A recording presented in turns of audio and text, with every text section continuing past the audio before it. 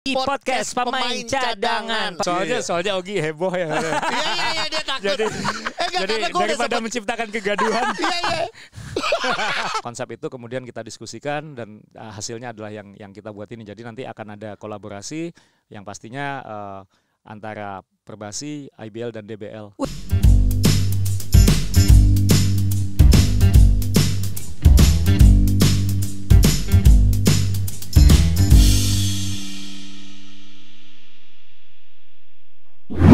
Oke, hari ini kita mau rekaman podcast pemain cadangan.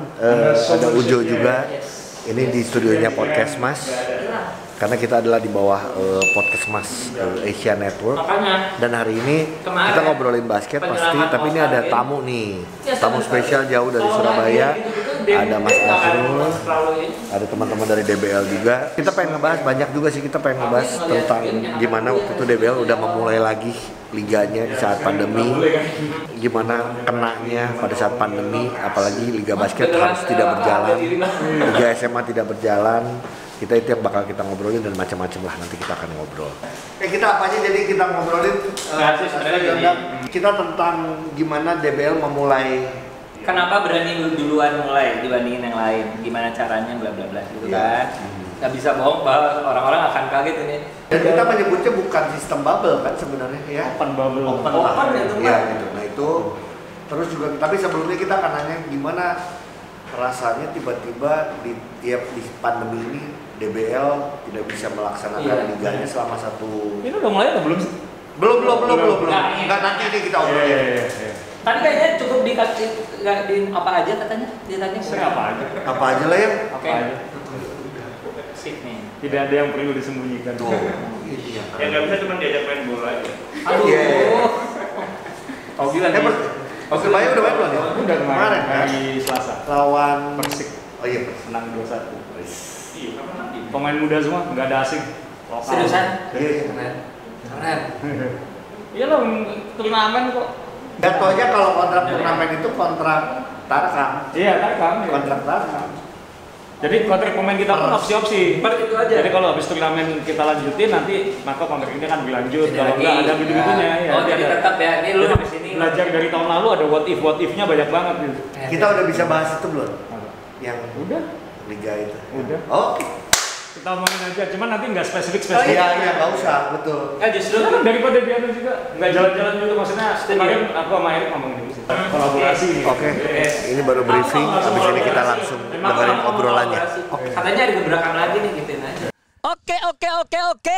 Selamat hari ini everybody. Cadanganers ketemu lagi bersama Augie Fantinus dan Ujo Project Pop di podcast pemain cadangan. Pemain yang paling bangga karena bisa ngomongin siapa aja. Iya. Biarin nggak main juga. Nggak apa-apa. Yang penting dapat kaos, kan yang penting gitu. Kita ngobrol dengan seseorang yang sangat apa ya? Kalau menurut gue tuh banyak sekali sumbangannya, karyanya demi basket Indonesia. Betul. Tapi sekarang lagi dipertanyakan kemanakah dia berada dan kemanakah tujuannya nanti. Iya. Inilah dia, the one and only Asrul Ananda. Selamat hari ini, apa Tepuk kabar? tangan dulu ya. Studio rame. Gila Mas Asrul. Iya.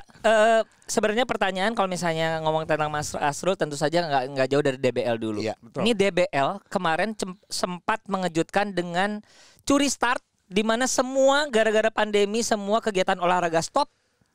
DBL duluan menggulirkan liganya. Iya, tapi paling nggak gini, efeknya dulu lah pada saat pandemi ini DBL kena nggak sih, dan artinya apa yang akhirnya dilakukan oleh DBL? Jadi tahun lalu kan ketika pandemi ya kira-kira bulan Maret April kan ya. Yes. Mulai ya kita memang langsung punya plan A, plan B, plan C segala macam. Ya pasti kantor kita yang biasanya heboh dengan 300-an anak muda di situ sekarang banyak yang WFH, lalu banyak yang mungkin kita harus planning kan, harus berbuat apa kayak gitu. Untungnya DBL kan bukan cuman bikin event basket, kita juga punya bisnis retailnya, kita juga punya bisnis medianya juga sebenarnya di situ. Jadi masih ada aktivitasnya sebenarnya. Sambil menunggu situasi seperti apa, dan sambil jalan kita juga selalu memikirkan kira-kira nanti DBL-nya jalannya bagaimana, karena kan ternyata 2020 memang nggak mungkin dijalankan. Tapi kita juga harus siap plan kalau nanti jalan kita harus bagaimana. Jadi tim itu selalu bikin planning berdasarkan situasi terakhir. Kan kita juga tahun lalu bikin Zoom meeting dengan Menpora, dengan peserta-peserta. Kemudian saya juga berusaha bertemu komunikasi terus dengan gugus tugas dan lain-lain. Jadi untuk memastikan kalau nanti jalan seperti apa. Tapi karena tahun lalu kan fokusnya masih bagaimana menghandle pandemi kan. Iya, tapi betul. Meskipun tahun ini mungkin sampai tahun depan pun mungkin pandemi belum bisa hilang. Tuntas ya. Tapi kan orientasi orang sudah berubah gitu. Maksudnya kita sudah terbiasa hidup di tengah pandemi. Tinggal bagaimana kita move forward gitu. Bukan move on. Kalau move on kan dilupain. Forward itu bergerak bekerja gitu. Jadi kita dari awal selalu mikirin kita harus selalu planning bagaimana jalan. Nah, masalahnya kan di Indonesia ini kan kalau mau bikin apa-apa selalu gaduhnya duluan itu kan ya. Betul. Jadi emang hebohnya dulu. Ada yang mau bikin gini heboh, diprotesin dulu. Ada mau bikin gini banyak omongan lagi nggak jadi lagi. Jadi di tim DBL kita bersyukur waktu itu nggak bocor dalam artian. Kita benar-benar berkomunikasi dengan daerah-daerah dan lain. Kita tahu Jawa agak sulit karena Jawa ini kan satu perhatian media paling besar. Perhatian manusianya juga paling besar. Jadi kita banyak fokus ke luar pulau dulu. Kebetulan DBL kan bukan hanya ngomong Jawa gitu. Betul, Indonesia dari Aceh sampai Papua. Malah kalau nggak ada pandemi seharusnya mungkin sudah semakin mendekati semua kota provinsi kan. Pandemi sih Jadi kita melihat daerah-daerah mana yang kira-kira bisa duluan, dan selama persiapan itu sama sekali nggak bocor. Kita benar-benar nggak heboh, nggak ngomong ke orang-orang, nggak ketemu. Malah disangka bubar ya Mas. Saking nggak ada saking silentnya. Saking silentnya kemana nih orang-orang? Nah gitu. Itu yang disedih juga di Indonesia ini sekarang terbiasa dengan orang kalau diam dibilang nggak kerja itu yang jadi orang harus ada pencitraannya, harus ada tampilnya. Makanya saya sering posting tuh gitu, biar kelihatan kerja. Padahal ini lagi nggak ada. Nganggur. Ini nganggur. Orang tadi Anda bilang kita curi start. Sebenarnya kita nggak curi start, kita sudah planningnya dari lama gitu.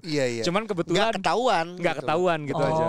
Kita sudah planning lama kan, dan kita bersyukurnya DBL itu kan sebenarnya kan level provinsi semua kan. Jadi sebenarnya nggak akan ada orang dari provinsi lain datang ke provinsi itu untuk berkompetisi gitu. Yang datang kan paling kru kita kayak gitu. Mas Asrul, waktu itu kan Mataram sama Palembang dulu ya. Sebenarnya kalau boleh tahu nih cerita di dalamnya, sempet nggak tadinya mau diadakannya di bulan apa, tapi karena tiba-tiba nggak bisa. Mungkin kalau kayak IBL ya, dulu kan mau Oktober, tapi akhirnya tapi kan rame karena itu di media disorot. Sempat kayak gitu nggak atau emang akhirnya terlaksana? Niatnya Januari terus terang. Januari tapi harus geser sedikit. Gesernya nggak banyak. Gesernya juga bukan karena kegaduhan atau apa, karena memang kita lihat secara scheduling mungkin lebih enak, cocok situ ya. Ngasih persiapan lebih juga. Karena bukan yang dari izin ya? Bukan. Karena kan sebenarnya izinnya pasti level provinsi. Betul. Jadi kita pasti berkolaborasi dengan kepolisian NTB, kalau yang di Lombok dengan gubernur, dengan gugus tugas di sana, dengan Kementerian Pendidikan, dengan dinas pendidikannya. Jadi kita benar-benar bagaimana caranya, karena kan DBL bukan bubble. Oh, Jadi, bukan. Apa sebutannya Mas? Saya sih nyebutnya open bubble karena kan masing-masing bubble sendiri-sendiri gitu.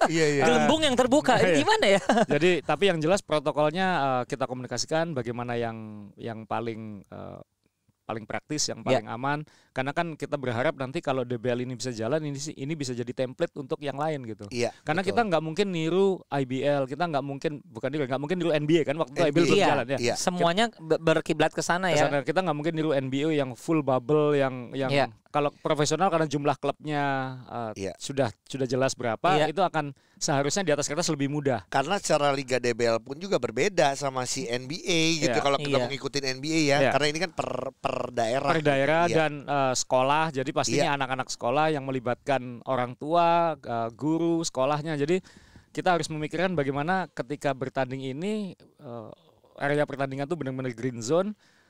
Padahal mereka habis itu harus pulang ke rumah masing-masing. Nah ini nah sosialisasinya kan jadi kunci. Protokolnya kayak gimana ya? Itu pengen tahu sih maksudnya. Protokol detailnya ya, protokol detail nih pengen tahu. Protokol dan gini, hasil dari penyelenggaraannya apakah udah bisa dijadikan contoh untuk penyelenggaraan yang berikutnya? Hasilnya seharusnya sudah bisa, karena kita sudah nunjukin itu bisa, tapi memang pasti tidak praktis untuk penyelenggara yang sifatnya lokal atau tanggung ya, karena kan kosnya dan effortnya memang besar, lebih tinggi. Jadi misalnya kita harus sosialisasi berminggu-minggu sebelumnya, mengingatkan sekolah-sekolah peserta itu bahwa siswanya harus jaga diri loh ini, karena kan ini kolaborasi semua gitu. Artian percuma kita jaga steril hijaunya di tempatnya, tapi nanti anak-anaknya bandel atau apa. Nah ini yang saya salut, itu berhasil dengan baik, dalam artian mereka tahu dan mereka kan pengen main di DBL. Iya. Mereka pengen main. Kalau mereka mau main, mereka harus jaga. Betul. Itu yang kita tekankan dan ternyata bisa termasuk tim yang dari Dompu itu ya. Iya. Dompu itu kalau dari Mataram Anda harus naik mobil dulu ke pelabuhan, lalu naik ferry dulu 2 jam setengah, kemudian naik mobil lagi sedikitnya 10 jam di Sumbawa. Nah mereka itu ikut datang ke Mataram untuk ikut dan mereka bikin bubble sendiri lah kira-kira kayak gitu. Nah protokolnya yang pasti sosialisasi sebelumnya Hamin 2 kita swab. Hamin 2 kompetisi dimulai kita swab, kemudian swab antigen memang. Betul. Kemudian hari H sebelum pertandingan 3 jam sebelum pertanding mereka sudah harus datang duluan. Iya. Jadi kita ada venue pertandingan lalu di seberangnya ada gedung yang kita gunakan untuk swab itu. Iya. Jadi mereka harus datang dulu ke area testing dulu, swab 3 jam sebelumnya. Yang di swab bukan hanya pemain basket dan official dan pelatih, tapi juga dance team dan cheerleadernya. Waduh. Iya ya. Iya paling banyak teriak lagi.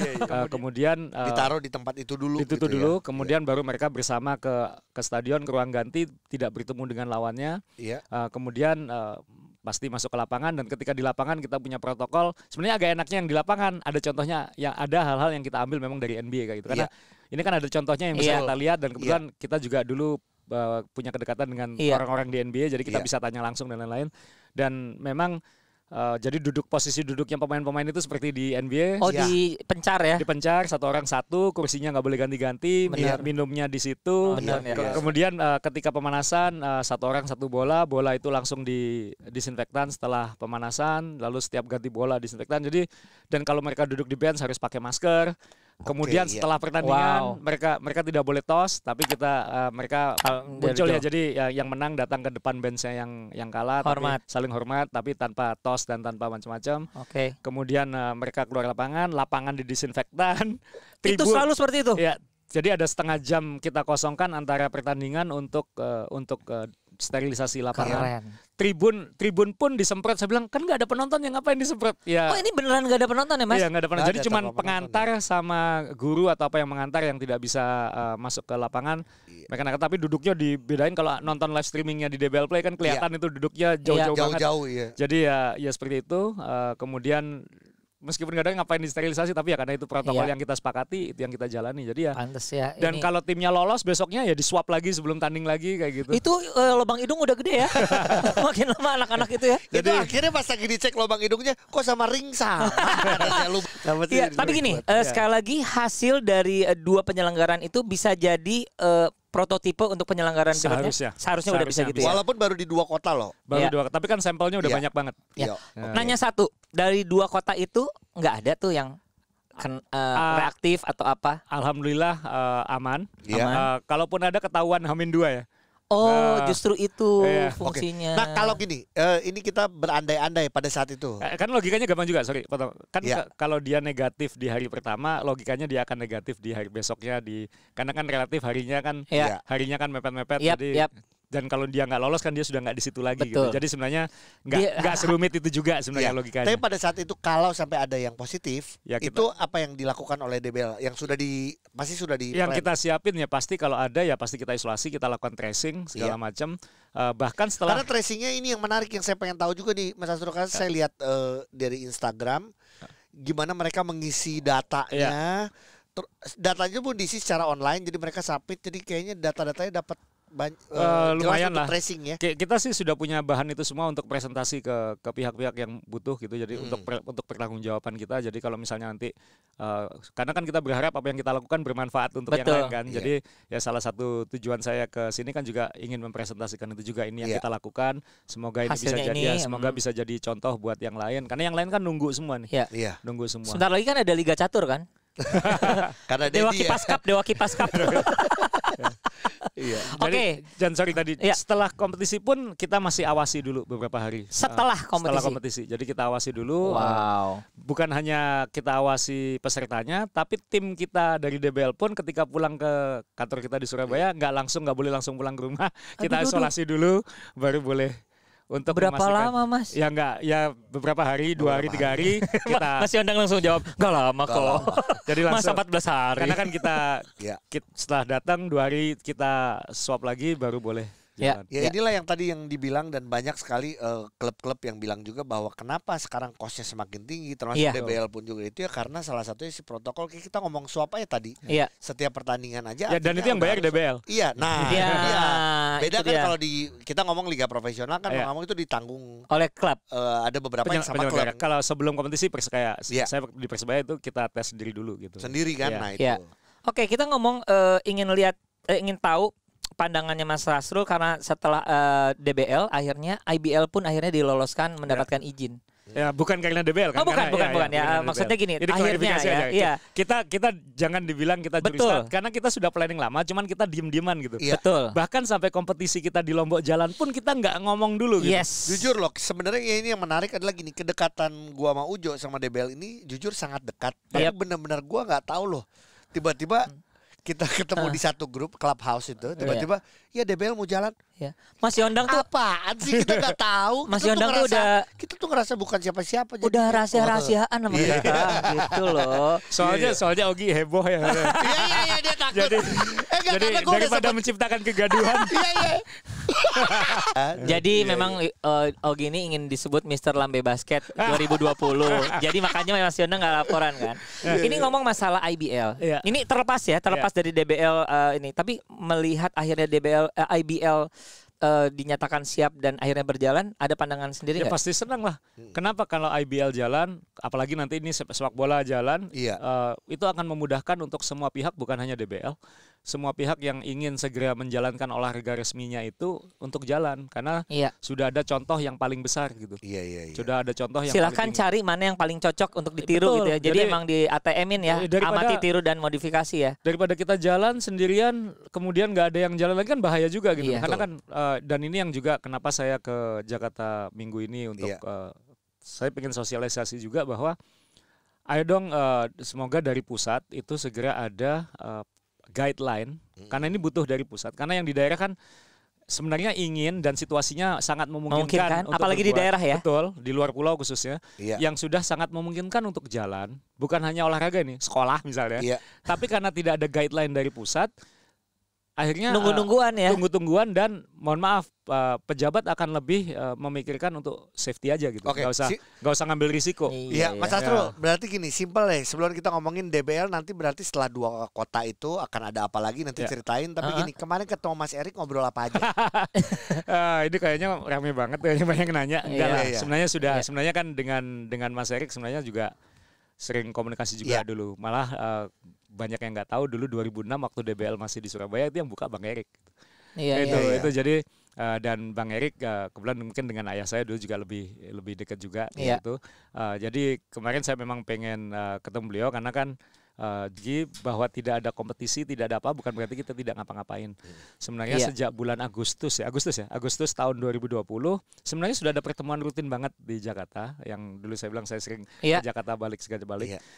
Kita pertemuan rutin semua orang basket sebenarnya itu bukan hanya DBL tapi juga ada IBL, ada Mas Jonas di situ.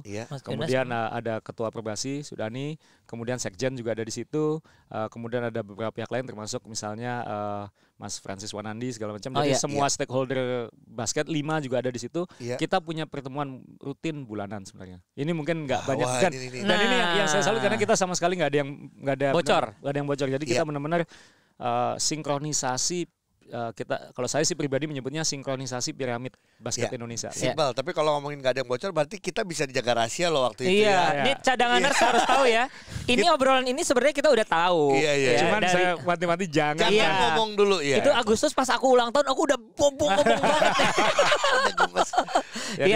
Oke, dari pertemuan itu yang hasilnya adalah memang pada intinya begini ya, kebetulan memang belum bisa jalan waktu itu. IBL juga belum keluar juga izinnya segala macam, DBL juga tahap planning, tapi waktu itu kita langsung mikirin apalagi di Indonesia ini akan ada Piala Dunia Basket, akan ada Piala Asia.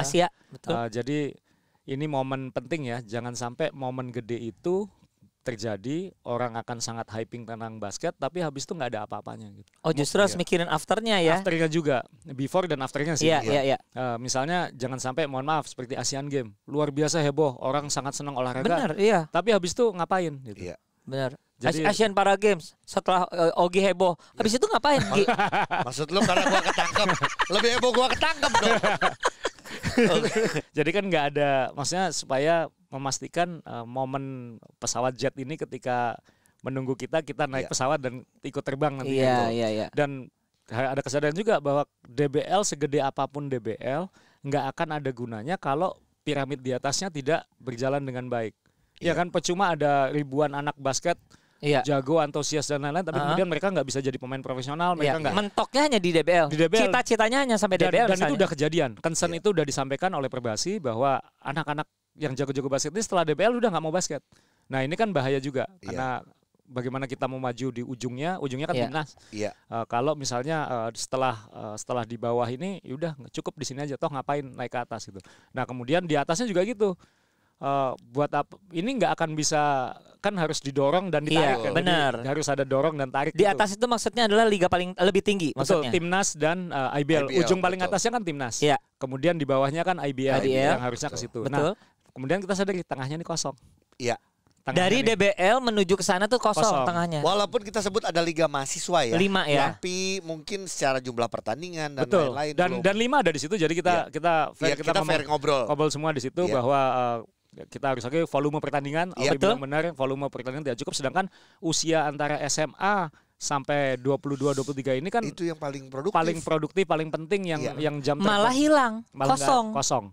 Nggak maksimal lah, nggak maksimal bahasa diplomasinya. Jadi kita harus pikirin, dan dengan 5 kita diskusikan agak sulit mengajari 10 universitas untuk bikin tim basket.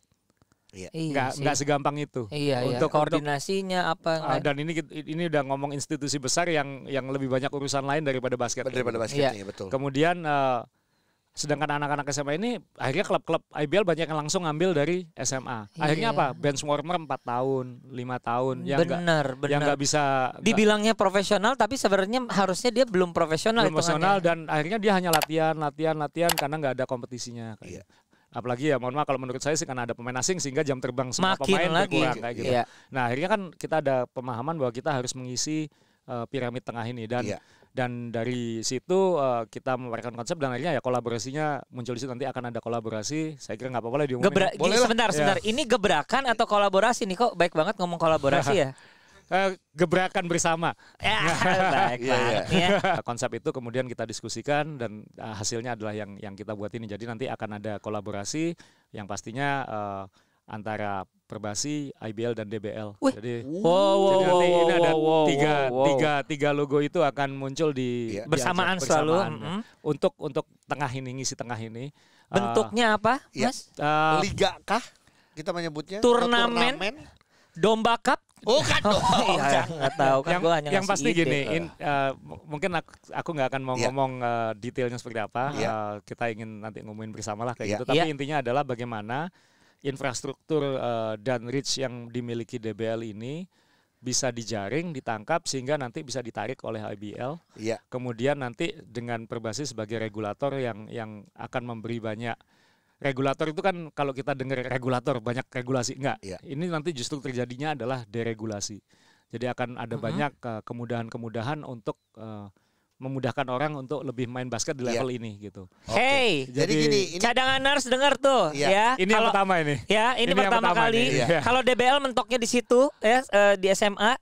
Terus ternyata kosong, ada empty space. Jadi kita boleh bilang ini ada harapan baru dan harapan yang sangat istimewa ya. Buat kalian nih yang berada di umur segitu tuh, bahwa kalau sekarang berpikir bahwa kayaknya gue udah deh habis beres SMA main basket stop atau mau gimana. Sebenarnya sekarang ini ada harapan baru di mana satu kolaborasi dari Perbasi, IBL sama DBL ini membuat kalian punya kesempatan dan gini, harapan. Cita-cita kalian nih yang kalian hampir mau udah deh nggak mau, mendingan ditumbuhkan lagi karena ini akan muncul. Soalnya banyak habis dari DBL terus IBL kejauhan jadi YouTuber.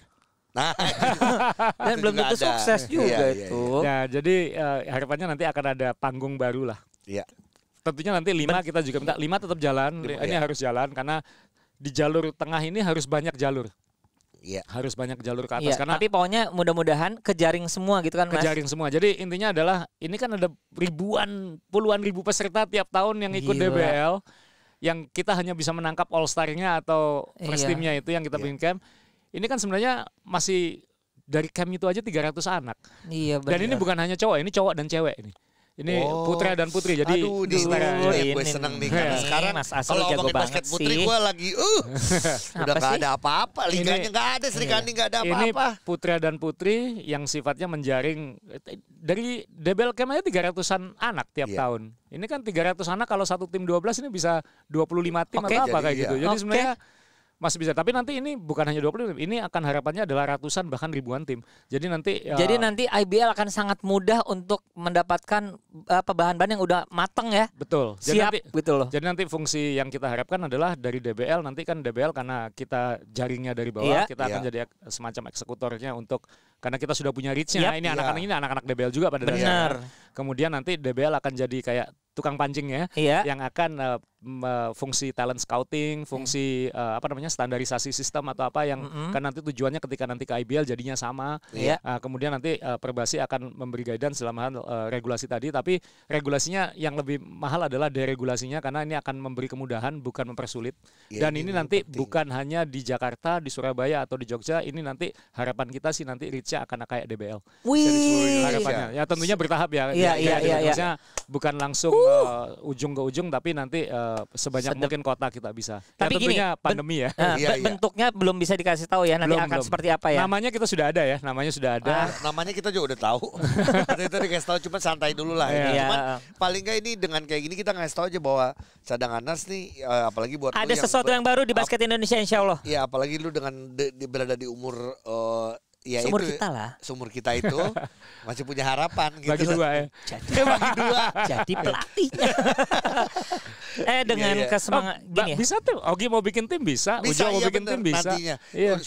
Nanti lama-lama bocor. Nah, dengan semangatnya Mas Asrul dari tadi berbagi ya cadanganers ya. Pasti banyak yang nanya nih. Nggak mau ada di Perbasi aja. Ini sebenarnya agak lucu ya, karena sebenarnya nama saya di Perbasi sebenarnya. Nah tuh, jadi tahu siapa yang nanya waktu itu tuh. Netizen yang ngomongnya tajam nih ya, so tahu semua. Kayak kita. Sebenarnya sejak berapa lama sudah itu? 2 tahun ya. Mas Yondang lagi yang ditanya, ini benernya curiga kayak kan nih. Waktunya kan nggak inget ya. Jadi sebenarnya kan saya aku Dewan apa? Penasihat ya. Ya apapun lah. Jabatannya aja dia lupa. Kebetulan ada Sandiaga Uno di situ, ada saya, lalu ada beberapa orang lagi. Kemudian sebenarnya kenapa ada Yondang di sini, karena sebenarnya Yondang ini pengurus Perbasi juga gitu. Dari DBL sudah ada perwakilan. Dari manajemen DBL ini adalah pengurus Perbasi pusat. Kebetulan Yondang urusan memang yang pembinaan pelajar dan mahasiswa. Jadi sebenarnya upaya sinkronisasi ini sebenarnya sudah dimulai ya. Cuman kan karena pandemi jadi mungkin nggak bisa langsung. Betul. Emang ini banyak yang tertahan lah. Tapi paling tidak ini yang paling penting nih, netizen tuh selalu masih aja melihat menjadi satu kotak-kotak bahwa DBL, IBL, NBL yang dulu, terus nama-nama segala Mas Asrul, siapa gitu ya. Coba ini salah satu supaya ini boleh di-share nanti juga ke orang-orang bahwa sebenarnya semuanya tujuannya untuk basket Indonesia. Iya dong. Jadi udah nggak usah dikotak-kotakan lagi nih. Jadi kalau ngomong nama Asrul ada di Perbasi ada. Jadi jangan ngomong wah mendingan Asrul balik lagi ke Perbasi. Bukan balik lagi, emang udah ada. Atau DBL dia orang DBL pun ada di Perbasi gitu. Cuman mungkin karena pandemi, mungkin kan kita belum bisa melihat kerjaannya karena kan memang nggak ada apa-apa dalam setahun terakhir kayak gitu. Tapi kalau saya sebagai orang awam, kok kayaknya pernyataan lu bukan orang awam ya, orang Padang, gila. orang Padang. Kurang ajar loh. Mendengar Mas Asrul ternyata sudah lama ada di kepengurusan, walaupun itu adalah Dewan Penasehat gitu ya. Kok kayak nggak dipublikasikan ya, ngerti nggak sih? Jadi ya bukan sesuatu kan yang DBL ini kan dari dulu kan juga sebenarnya nggak terlalu banyak track juga gitu. Artian kita pengen jalan, kan kita tahu juga lah kalau ini nggak sinkron percuma ada DBL. Kadang gini Mas, bukan apa-apa ya. Kadang kan yang sering menjadi polemik itu adalah ketika nama-nama itu tuh kayak tidak pernah bertemu. Nah kayak kemarin nih akhirnya berfoto bersama, langsung gua nyanyi inikah tanda-tandanya. Padahal ternyata sudah berhubungan baik sejak lama. Sebenarnya. Cuman orang tidak pernah tahu. Ya komunikasi gitu kadang memang kemarin saya juga ngomong ya, Bang Erik kita nih supaya orang tidak salah paham gitu. Kadang-kadang kan apa yang saya sampaikan belum tentu sampai ke Bang Erik. Jadi sehingga Bang Erik menangkapnya beda. Distorsinya banyak ya. Kemudian apa yang dimau Bang Erik saya belum tentu menangkapnya secara utuh kayak gitu. Jadi ya kemarin ketemu juga kita jelasin juga konsep piramid itu juga. Beliau sangat agak kaget dan agak apa namanya, wah ini keren, saya nggak mikir Ini gitu. terobosannya Ini terobosan gitu. Jadi ya moga-moga nanti kita bisa benar-benar melaksanakan ini karena memang ya maaf memang kita harus menunggu pandemi ini mereda dan kita moga-moga nanti dengan IBL jalan, dengan sepak bola jalan, nanti moga-moga itu bisa jalan lebih cepat juga kayak gitu. Oke. Mas Asrul, soal DBL, balik lagi ke DBL. Setelah 2 kota ini, apa yang akan dilakukan lagi oleh DBL kota-kota lainnya? Apakah akan segera menyusul? Kita harus realistis dalam artian mungkin DBL 2021 nggak akan bisa semewah atau seluas tahun-tahun sebelumnya karena kan kita belum tahu situasinya seperti apa. Maksudnya jangan sampai kita overconfident juga dengan adanya vaksin kan. Setuju. Gitu. Betul. Karena kan ini belum sangat secara presentasi masih sangat masih kecil. Ya, sangat kecil. Betul. Masih jauh. Kalau Amerika sudah 1/4 penduduk, di sini masih belum kayak gitu. Iya. Oh, berarti nggak ada yang di sana aja gimana? Jadi kita harus realistis, tapi plan kita adalah yang penting kompetisinya yang nomor 1, bahwa nanti kemudian camp atau yang ke Amerika itu kita prioritaskan berikutnya. Yang penting kompetisinya jalan dulu. Betul. Dengan standar yang standar pertandingannya kita pasti jaga. Betul. Cuman mungkin penonton kayaknya kita harus bersabar dulu. Tapi ada hikmahnya juga kan dengan IBL di bubble dengan DBL ini. Ternyata kan penonton basket secara streaming banyak banget. Banyak banget. Ya, mohon maaf kalau misalnya di level IBL penontonnya ratusan ribu di YouTube itu mungkin sudah sewajarnya ya seharusnya karena dia profesional dan itu juga mengejutkan ya sebenarnya ya. Tapi di DBL pun kita juga kaget gitu. Bayangin sekolah, sekali lagi mohon maaf bukan saya membedakan Dompu. Saya pernah tidur di Dompu, saya pernah sepedaan ke sana. Jadi ketika Dompu bertanding di Mataram itu yang nonton di streamingnya tuh 10.000 lebih kayak gitu. Iya, itu gila sih. Itu kemudian ketika kota-kota misalnya di Palembang Muara Enim bertanding gitu. Itu yang nonton 30-an ribu kayak gila, gitu. ini kegiatan di kota itu tutup semua. Kayaknya semua lagi pada nonton. SMA gitu. Ini anak SMA ya maaf yang kualitas pertandingannya pasti jauh kita daripada tahu ya dari IBL profesional. Tapi ternyata penontonnya seperti itu. Jadi kalau kita pikir stadion yang di Mataram itu kan kapasitasnya 2.000 gitu. Jadi kalau misalnya tanpa streaming itu yang nonton 2.000. Tapi dengan streaming nggak dapat nonton di tribun, tapi ada 10.000 lebih di streaming. Jadi dan kita bersyukur partner-partner DBL ini juga bisa melihat itu gitu bahwa akhirnya bukan lagi branding di lapangan atau apa, tapi lebih ke live streamingnya kayak gitu. Jadi dan ini akan baik. Kenapa? Kalau nanti penonton itu sudah balik, dua-duanya jalan. Saya ingat dulu waktu masih pegang NBL tahun 2010, waktu itu kan harus ke TV. Dan TV itu pasti tidak akan memprioritaskan basket. Pasti. Sejauh ini. Jadi dan kita kesulitan karena biaya dan lain-lain. Akhirnya kita streamingin dulu kan. Dulu kita pernah coba streamingin duluan. Sebenarnya NBL tahun 2010 udah streaming dulu. Dengan waktu itu infrastrukturnya belum bisa seperti sekarang. Belum secanggih sekarang. Orang bersosmed juga belum seperti sekarang kayak gitu. Jadi itu aja sebenarnya sudah kita lakukan. Cuman waktu itu mungkin ahead of its time ya. Jadi mungkin agak kecepetan. Nah sekarang kan udah it's time. Apalagi kayak DBL sudah punya aplikasi DBL Play. Ini gue ingat tahun berapa ya Mas nemenin tim muda kita ya, sempat ya? U23 ya? Itu si Vincent dan kawan-kawan. Iya, 2012. Jadi waktu itu DBL dimintai tolong ngelola timnas muda tahun 2012. Yang kemudian waktu itu generasi emas juga sih seharusnya. Ya sekarang jadi bintang-bintang. Pemain timnas semua, pemain bintang-bintang semua. Yang sudah senior di IBL ya itu kan sebenarnya. Karena yang di Patriot ini kan sebenarnya DBL All Star beberapa tahun terakhir sebenarnya. Betul. Nah ini jadi waktu itu kita membawa lolos ke FIBA Asia. Kemudian pertama kali dalam 17 tahun kalau nggak salah waktu itu, dan kita waktu itu peringkat 11 ya di FIBA Asia. Hanya gara-gara kalah goal average 0,1 sama Arab Saudi atau apa kayak. Boleh kita ingetin ya, di situ ada Kevin Yonas. Ada Loren, ada Loren, ada Vincent, ada Loren Tuisoy ya. Kemudian ada Katon. Katon. Iya betul. Benar ya? Ada Katon, Lilo sama Adi ya? Bukan dong, itu Club Project. Itu amat gua. Ini menjadi pertanyaan terakhir. Karena Mas Asrul sudah pernah pegang timnas. Waktu itu yang U18. Sekarang yang muda kita adalah sebutannya Indonesian Patriot. Berandai-andai Mas Asrul yang pegang Indonesian Patriot ini. Apa ya kan Mas, plannya apa? Kalau kita ngomong pandemi susah ya. Terus terang sih saya sampaikan ketika ketemu Bang Erik bahwa passion saya sebenarnya kan di bawah. Passion saya sebenarnya di tingkat anak muda. Passion saya bukan di senior di ujung piramid ini sebenarnya. Jadi ketika di ujung piramid saya percaya ada banyak orang yang lebih capable daripada saya kayak gitu. Jadi karena passion pribadi saya memang pembinaan di youth ini, bahwa nanti anak-anak ini naik ke atas ya itu kebanggaan di hidup saya dulu kan beasiswa ke Amerikanya gitu. Maksudnya kan dapat kesempatan yang nggak banyak orang dapat, bisa sekolah SMA gratis di Amerika kayak gitu. Jadi kan waktu itu saya berpikir kalau saya pulang, kalau bisa saya pengen sebanyak mungkin anak bisa ngerasain yang saya rasain kayak gitu. Nah, anak-anak DBL All Star ini kan rata-rata udah pernah ke Amerika, udah pernah segala macam. Jadi jujur saya sampaikan juga sih, saya termasuk sebenarnya yang kurang setuju kalau timnas bertanding di liga profesional. Oke. Jujur, ini saya sampaikan daripada jadi omongan di luar. Karena kita pun pernah ngomong gitu waktu kenapa sih waktu itu Patriot waktu itu yang senior ya. Dulu kita juga nggak suka, nggak setuju. Jujur saya pilih karena kalau kita benar-benar fundamental waktu bicara dengan Erik, memang kita sama setuju kok. Fundamental kita masih lemah banget gitu. Cuman sekarang kita ada tujuan di mana ada Piala Dunia, Piala Asia, di mana kita harus benar-benar akselerasi secepat mungkin. Jadi saya memahami tuntutan beban untuk kenapa sampai begitu ya? Ya nggak apa-apa. Ini yaudah karena ini sudah jalan, ini harus dijalanin, dan kalau ini berhasil, syukur alhamdulillah, baik buat basket. Kalau ini nggak berhasil, ininya jangan berhenti.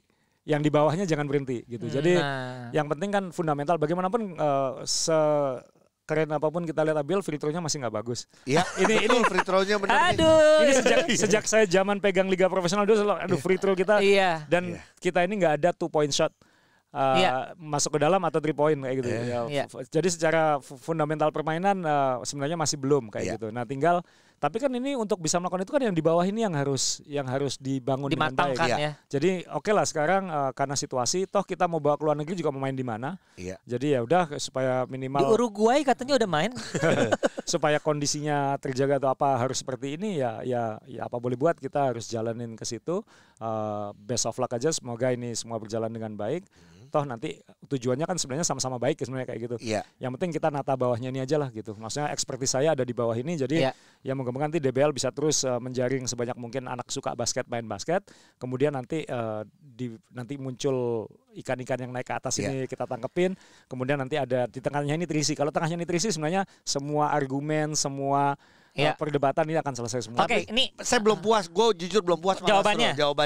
Maksudnya kalau Mas Asro sendiri anggaplah tidak yang ada sekarang pandemi. Ya ini mau dibawa kemana? Misalnya disekolahkan di Amerika, dibawa atau tryoutnya keluar. Karena gini, kalau ngomong main di liga kan tadi kita bilang bahwa Mas Asro pun nggak setuju. Kalau saya sih lebih baik liganya yang jalan dengan volume pertandingan yang sangat banyak, sehingga anak-anak ini bisa bermain di klubnya masing-masing atau apa. Oke, jadi tetap bermain di klub masing-masing sebanyak mungkin.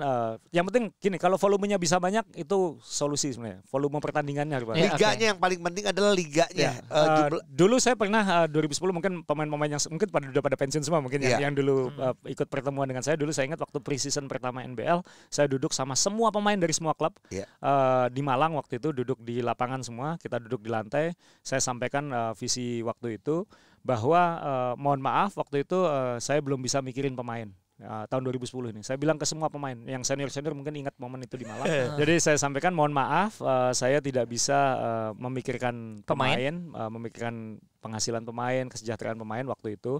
Karena waktu itu kan tugas saya nyelamatkan liganya dulu waktu itu.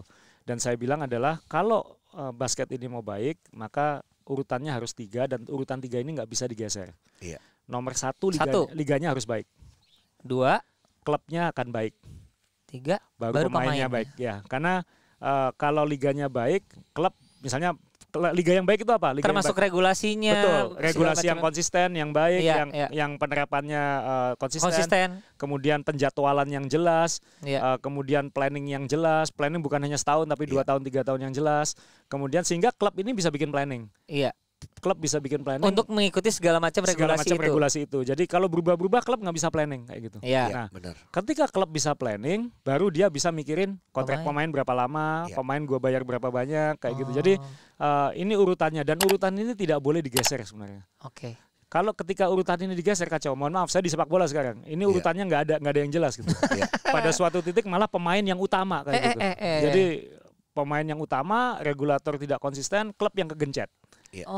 Jadi akhirnya tidak ada ya kalau jalannya itu zigzag terus, nggak bisa linear lurus begitu. Jadi nah ini yang di basket ya harapan saya nanti dengan kita lebih berkolaborasi itu nanti ini lebih jalan dengan lurus. Ini penutup ya, tapi kita hanya mau bilang Mas hanya jawab setuju atau enggak pemain naturalisasi. Tidak. Liga dengan pemain import. Iya dan tidak. Oh ya udah. At least tergambar ya kalau seorang Asrul menjalankan ini ya. Oke. Ada lagi pertanyaan Ki? Sudah sih. Sudah, oke. Terakhir aja lah. Basket atau sepak bola? Sepeda. Oke, dah. Yeay, terima kasih cadanganers. Thank you Mas Asrul, sehat-sehat Thank you, terus. sehat terus ya. Siap. Ya moga-moga basket kita bisa benar-benar melangkah beneran lah sekarang kayak gitu. Amin. Mas Asrul, kita punya merchandise baru. Ini merchandise kita. Gak kayak Aza udah banyak. Ini pemain Podcast cadangan. cadangan.